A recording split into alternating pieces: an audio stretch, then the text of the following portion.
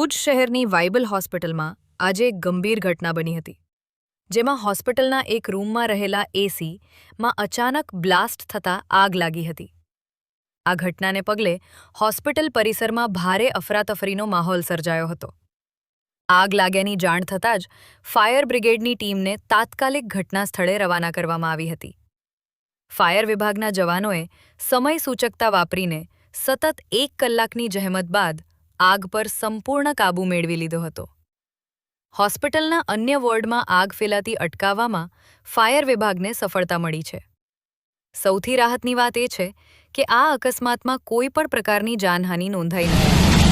તમામ દર્દીઓ અને સ્ટાફ સુરક્ષિત હોવાનું બહાર આવ્યું છે. હાલમાં તંત્ર દ્વારા આગ